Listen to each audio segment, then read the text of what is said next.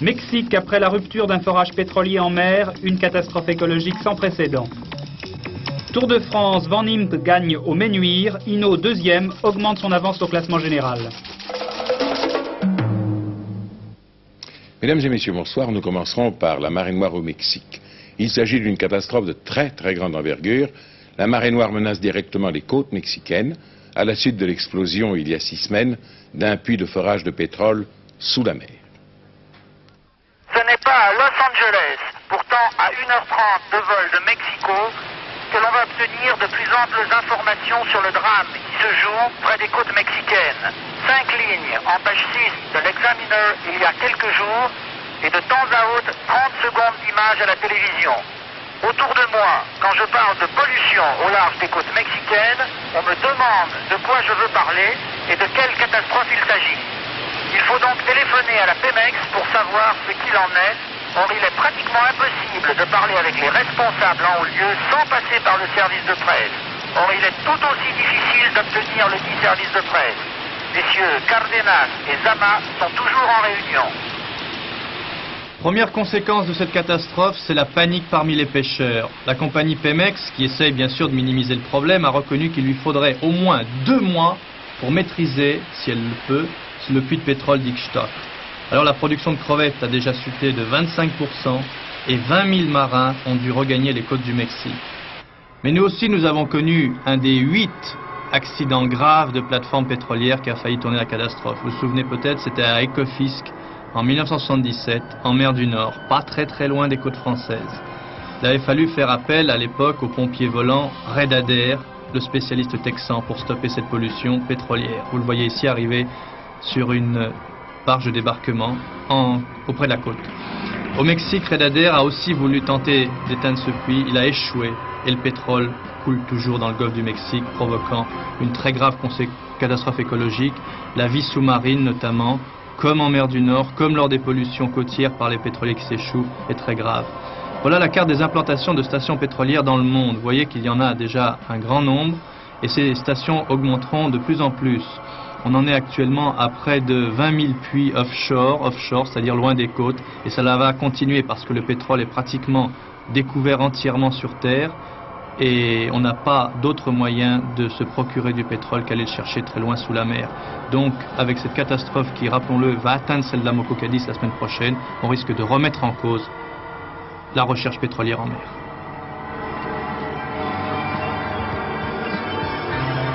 Dans les pays industrialisés, les grands sujets de préoccupation et de chômage, du moins, les grands sujets de préoccupation sont le chômage et la crise de l'énergie, mais il est bien évident que les conséquences de la situation mondiale du pétrole sont encore bien plus graves dans les pays du tiers-monde. À Rome, réunion sur ce thème de la FAO, Food and Agricultural Organization, c'est-à-dire l'Organisation mondiale pour l'alimentation et l'agriculture. Un reportage de notre correspondant permanent en Italie, Victor Vrami. Le directeur général de la FAO, le Libanais Edouard Saouma, a constaté qu'en Occident, une querelle entre automobilistes pour quelques litres d'essence fait davantage sensation que les efforts désespérés des habitants du tiers-monde pour survivre. Amertume donc, et non pas compassion, envers ces pays industrialisés frappés dans leur frénésie de consommation par la crise du pétrole. On ne peut pas ne pas constater que les pays développés ont pu répercuter sur les biens qu'ils produisent et sur les services qu'ils rendent, les prix de l'augmentation des prix pétroliers. Par contre, les pays en voie de développement n'ont pas pu répercuter sur leur production ou leurs services ces augmentations du coût de l'énergie. Et dans leurs échanges avec le monde extérieur, ils ont un déficit énorme. Est-ce que cette crise du pétrole n'est pas un peu une revanche des pays en voie de développement sur les pays industrialisés? Je crois que... Je ne pense pas que ce soit une revanche. C'est la loi de l'offre et de la demande. Il y a une demande d'énergie importante dans certains pays qui se développait à un rythme de 10% par an, entre 7 et 10% par an. Et il est tout à fait normal que ceux qui ont ces produits, puisque c'est un bien qui n'est pas très répandu, il est tout à fait normal qu'ils cherchent à en tirer le maximum par la loi de l'offre et de la demande. Tous les pays en voie de développement représentés à cette conférence de la FAO expriment une inquiétude. Et si la crise du pétrole provoquait un ralentissement de l'aide des pays industrialisés? nous constituons des marchés extrêmement importants et ces marchés vont servir de débouché aux produits finis des pays industrialisés. Donc ce sont deux économies qui sont liées et fondamentalement, et à telle enseigne que oublier le problème des pays en voie de développement, c'est créer des problèmes au niveau même des pays industrialisés.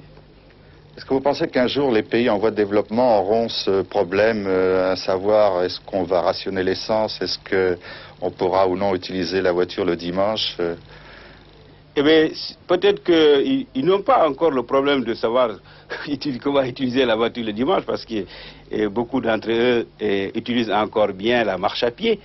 Mais c'est certain que le rationnement va se poser au niveau ne serait-ce qu'au niveau de l'éclairage quand même des quelques villes qui existent dans ces pays en voie de développement, et également au niveau des projets hydro-agricoles de ces pays en voie de développement. Le problème du rationnement va se poser. Le problème du pétrole est un problème mondial. Demain, c'est le 14 juillet, c'est-à-dire l'anniversaire de la prise de la Bastille en 1789, et la fête nationale que l'on célèbre seulement depuis moins d'un siècle. À Paris, le défilé habituel dont le lieu change chaque année depuis le début du septennat de M. Giscard d'Estaing se déroulera entre la République et la Bastille. Le chef d'État passera en revue les troupes place de la République après être arrivé par le boulevard Voltaire. Ensuite, il passera en revue les troupes montées boulevard du Temple et du boulevard des Filles du Calvaire au boulevard Beaumarchais. Il passe en revue les troupes à pied. Et puis, c'est la Bastille pour le défilé proprement dit, c'est-à-dire les avions, les troupes à pied, la garde à cheval et les engins mécanisés et blindés. Vous verrez tout cela en direct à partir de 8h55 sur Antenne 2. Parmi les matériels présentés, le nouveau canon automoteur de 155 à cadence rapide, ainsi qu'un hélicoptère nouveau, le Lynx, destiné à la lutte anti-sous-marine. Parmi les 8000 hommes qui défileront au total, il y a des soldats venus des départements et territoires d'outre-mer, et depuis quelques jours déjà, certains d'entre eux montent la faction devant le palais de l'Élysée.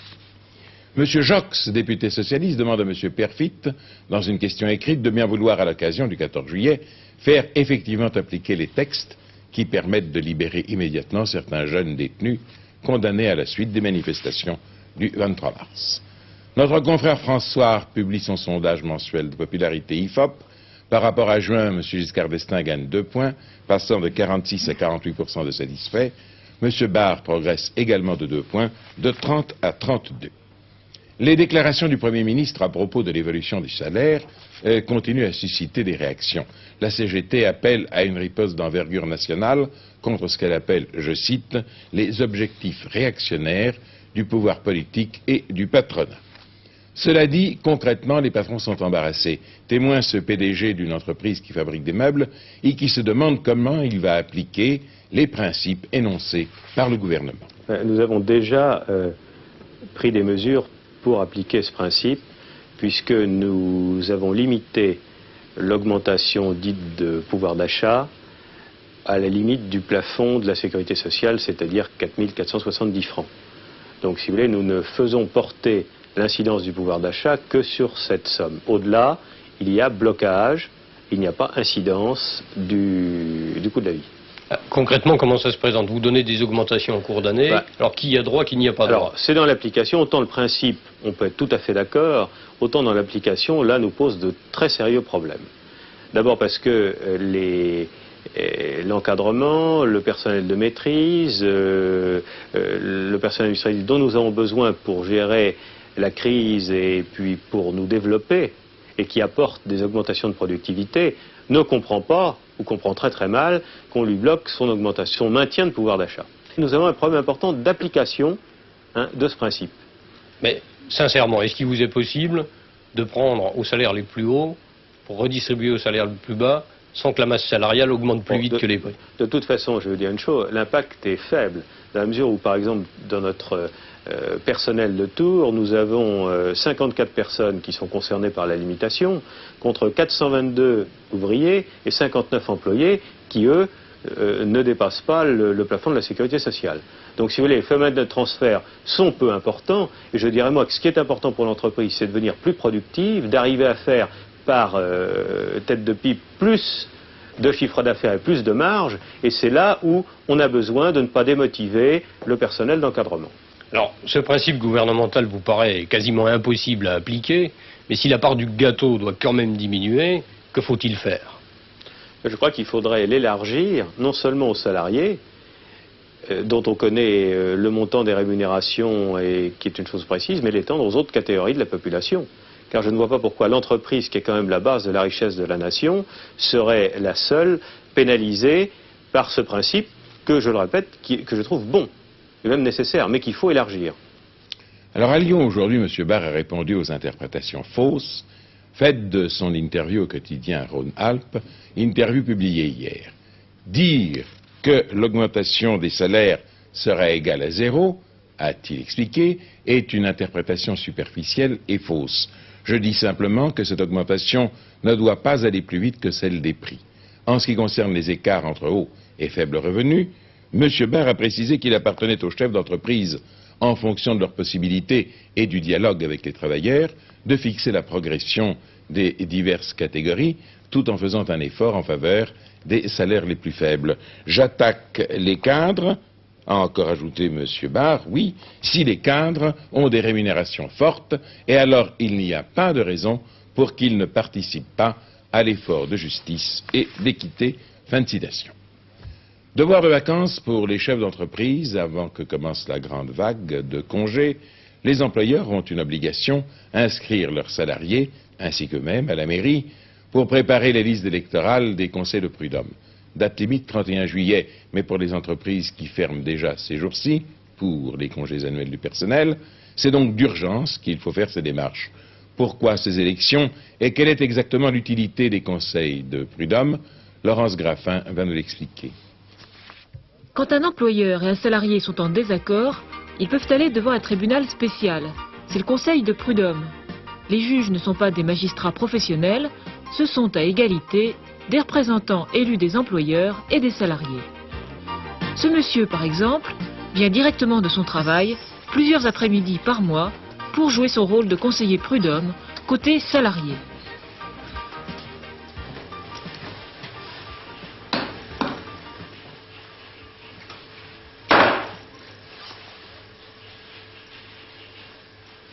Monsieur Le Floch, qu'est-ce qui vous a amené à être conseiller de prud'homme?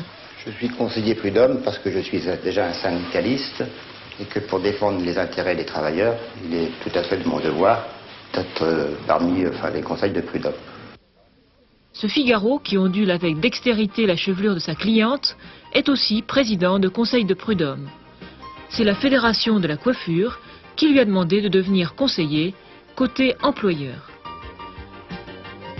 Petit à petit, il a fallu que je me plonge dans le code du travail et connaissant très bien la convention collective de ma propre profession, car en fait, ce n'est pas uniquement dans ma profession, dans d'autres professions, et c'est toujours en regard des conventions collectives que nous jugeons les affaires et donnons notre point de vue, et un point de vue qui, là, m'intéresse énormément, car c'est un point de vue qui est paritaire. Nous jugeons entre employeurs et salariés.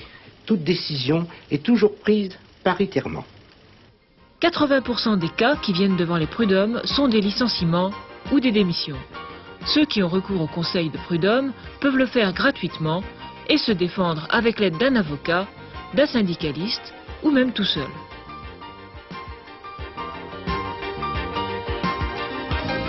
Seulement, depuis que Napoléon a créé les conseils de prud'homme, beaucoup de temps a passé et ces conseils ne sont plus adaptés. Beaucoup de villes n'en ont pas, toutes les professions ne sont pas couvertes, résultat, 60% des Français ne peuvent pas en bénéficier. Si bien que beaucoup de gens ne connaissent même pas leur utilité. Disons que c'est une assemblée de personnes, mais alors pour définir ce qu'ils font au juste... D'ailleurs, ce sont des gens qui sont élus par qui? C'est ça que je sais pas. Moi, personnellement, je sais que quand il y a, par exemple, un litige ou quelque chose comme ça, et puis on n'est pas à la hauteur, quoi. On va au prud'homme. Mais c'est une chose que j'ai jamais été, quoi.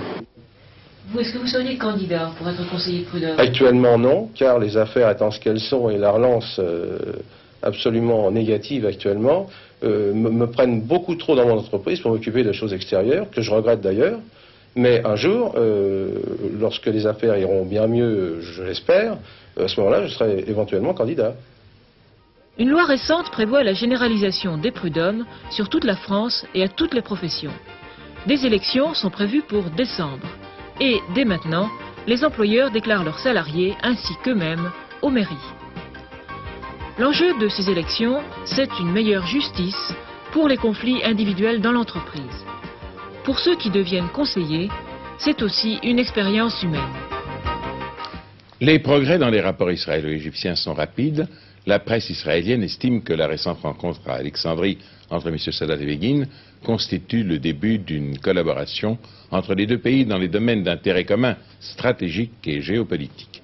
Et notre confrère israélien Mariv fait notamment état d'une alliance militaire non écrite pour une action commune israélo-égyptienne contre des éléments hostiles qui pourraient menacer le Proche-Orient et l'équilibre actuel. L'ambassade d'Égypte en Turquie, à Ankara, a été le lieu aujourd'hui d'une prise d'otage. 2 policiers ont été tués lors de l'attaque contre les bâtiments de l'ambassade par un commando que l'on croit être palestinien. Le Premier ministre égyptien, M. Khalil, a déclaré que son pays ferait face à la prise d'otage avec une fermeté absolue. C'est un commando de 4 hommes qui a pénétré ce matin à 8 h dans l'ambassade d'Égypte, retenant en otage une partie du personnel. Dès le début de l'opération, le commando n'a pas lésiné, ce qui montre sa détermination. 2 policiers ont été tués.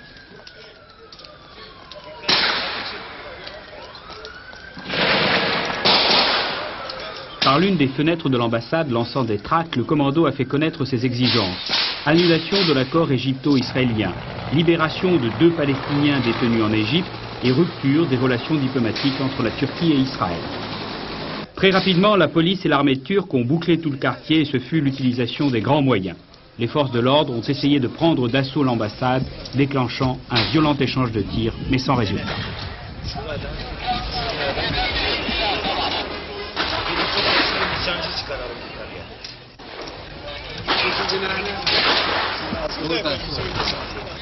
D'après le gouvernement turc, ce commando appartient à une organisation palestinienne qui se fait appeler les Aigles de la Révolution. Il y a 3 mois, les membres de ce commando avaient fait exploser une bombe à l'intérieur de la poste centrale du Caire.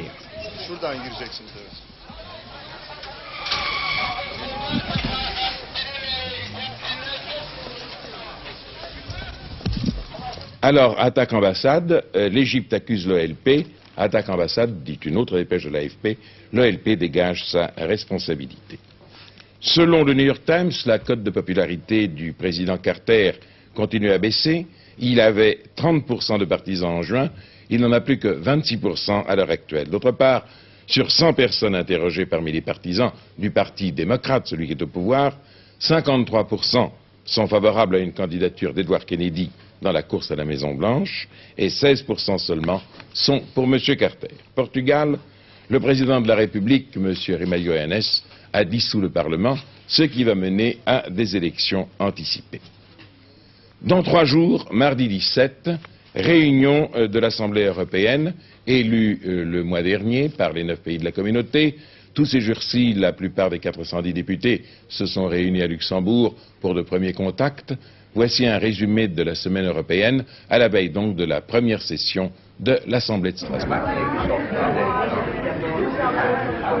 Simone Veil, candidate officielle du groupe libéral à la présidence de l'Assemblée européenne, Gaston Thorn, l'ancien Premier ministre luxembourgeois, éliminé de la course, l'événement a largement conditionné le déroulement de ces préparatifs européens de Luxembourg.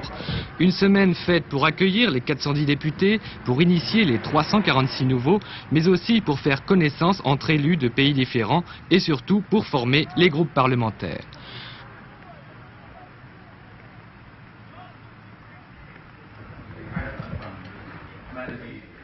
Sur tout l'éventail politique, discussions, négociations et réunions plénières se sont donc succédées, comme ici, celle du groupe socialiste, le groupe le plus nombreux de l'Assemblée européenne. Se dotant d'un président belge, les socialistes et sociodémocrates ont choisi un Italien pour disputer la présidence de l'Assemblée.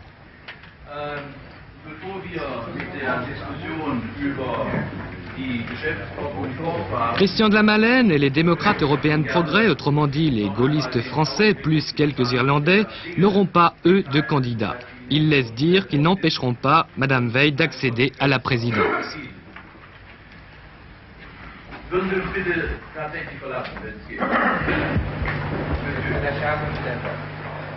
Simone Veil ne devrait pas avoir de grandes difficultés pour réunir les voix de son propre groupe, les libéraux.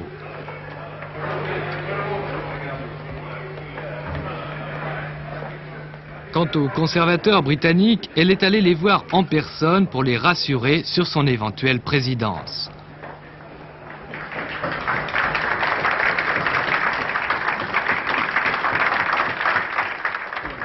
En revanche, c'est du côté des chrétiens démocrates que peuvent surgir les difficultés. Ils n'auront pas arrêté leur position définitive avant lundi prochain. Certaines voix irlandaises, néerlandaises et surtout italiennes pourraient manquer mardi, même si le groupe démocrate chrétien semble prêt à respecter l'accord électoral déjà conclu en faveur des libéraux. Simone Veil semble avoir toutes les chances d'être élue mardi, mais peut-être pas dès le premier tour. Pour l'heure, les 1600 fonctionnaires européens s'apprêtent à rejoindre avec armes et bagages les locaux du Palais de l'Europe à Strasbourg, où tout va maintenant se jouer.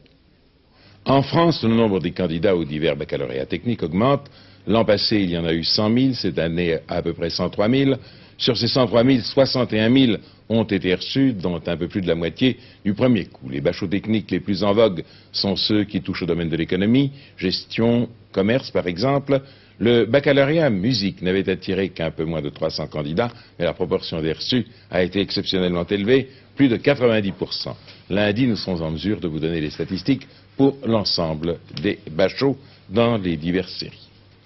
Un homme a été assassiné aux États-Unis que les spécialistes de la police et du crime considèrent comme le patron de la mafia, le parrain en quelque sorte, Carmine Galante. Il a été tué au cours d'un règlement de compte à l'arme automatique, ce qui représente sur le plan technique un progrès par rapport à l'époque d'Al Capone. Depuis ce matin, le syndicat du crime cherche un président. Carmine Galante, le parrain, à 70 ans, vient d'être prématurément enlevé à l'affection des siens. La scène se passe en plein cœur de New York, dans le quartier de Brooklyn. Carmine Galante, en compagnie de quelques amis, dîne dans un modeste restaurant italien. 4 hommes, dissimulés derrière des lunettes de ski, font irruption sur la terrasse où se trouve le patron de la mafia. Courte rafale de mitraillettes, 2 morts, 2 blessés. Fine gâchette, les 4 hommes repartent sans vérifier si Galante est bien mort. Il l'est. Sorti de prison en 1974, Galante, libéré sur parole, a bénéficié de la loi du silence en vigueur dans le milieu. Peu de temps après, il succède à la tête de la mafia à Carlo Gambino, mort lui dans son lit. Sicilien, nostalgique des années 30, Carmine Galante voulait que le syndicat du crime retrouve une image plus dure et plus traditionnelle. Il en est mort.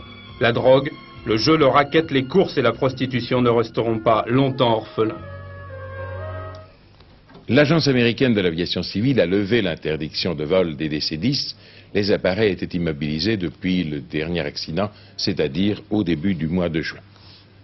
La pollution est une plaie, mais le mot comprend lui-même des nuisances très diverses. Il y a les relents d'essence, il y a le mazout après la marée noire, il y a le déversement des égouts, il y a des déchets de tous ordres, il y a aussi une pollution, appelons-la plus légère, le long des côtes avec des débris d'innombrables objets qui flottent sur l'eau.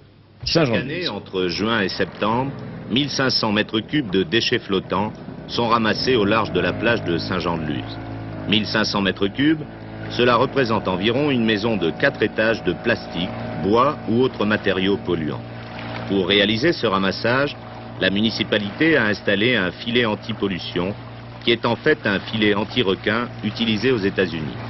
Le ramassage est effectué avec une épuisette par ce qu'on pourrait appeler des éboueurs marins. Ce matin, on a levé 2 filières.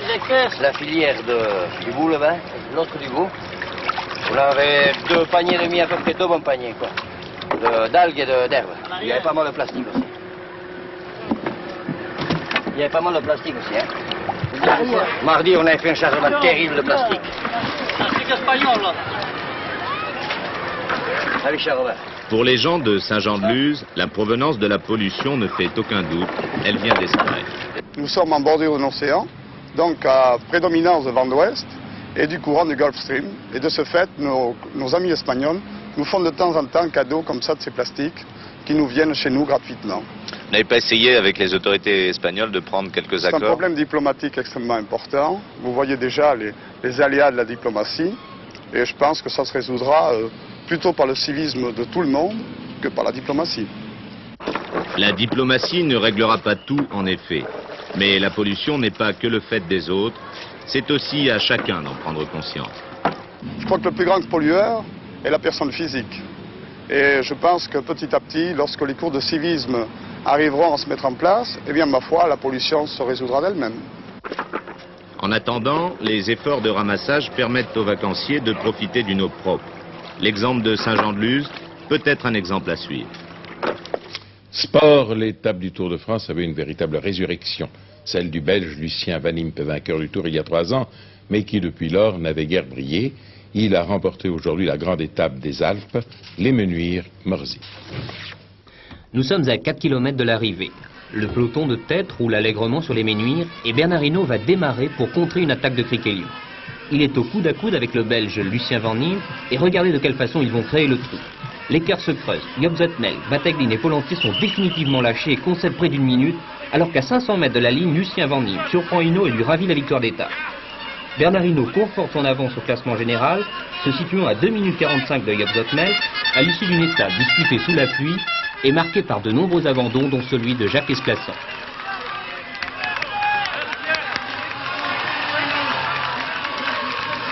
Natation, un nouveau record de France féminin 100 mètres d'eau pour Michel Ricot, 1 minute 05 secondes 60 centièmes. L'ancien record lui appartenait, elle l'avait établi en juin. Il était de 1 minute 6 secondes 34 centièmes. Automobilisme, demain Grand Prix de Grande-Bretagne Formule 1 sur le célèbre circuit de Silverstone. C'est l'Australien Alan Jones qui partira en tête sur sa Williams, suivi de Jabouille qui pilotera sa Renault. Tennis, Coupe Davis, France-Tchécoslovaquie. Déception pour l'équipe de France de tennis dans le premier match. Malgré ce bel échange, Yannick Noah s'incline en 4-7 face à Lindl, 6-3, 6-3, 3-6, 9-7.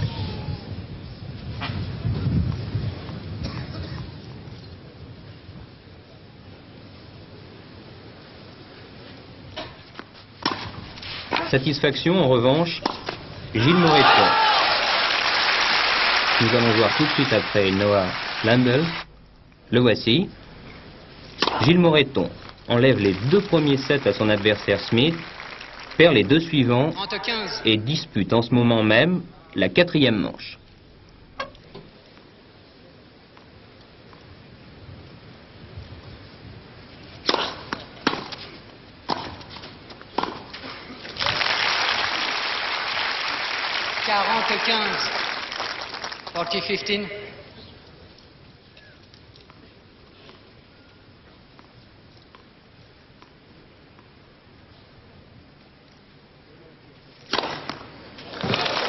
Demain, tiercé corde à gauche à Saint-Cloud, les pronostics de Pierrette Bresse dans le prix de la Chapelle.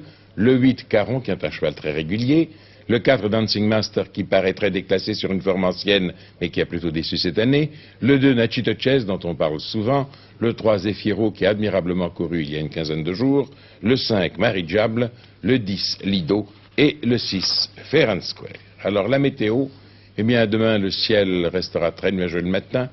Et encore quelques pluies des Ardennes à l'est du Massif central, sur les Vosges et le nord des Alpes, éclaircies l'après-midi. Sur le reste du pays, le temps sera souvent gris et brumeux au lever du jour, mais il y aura de belles périodes ensoleillées au cours de la journée, surtout près de la Méditerranée, et les températures seront en légère hausse. Tout à l'heure à 23h, Hervé Claude vous donnera les dernières informations de la journée. N'oubliez pas, demain, antenne de midi, et si vous le voulez bien, nous nous retrouvons ensemble à 20h. Bonsoir, merci.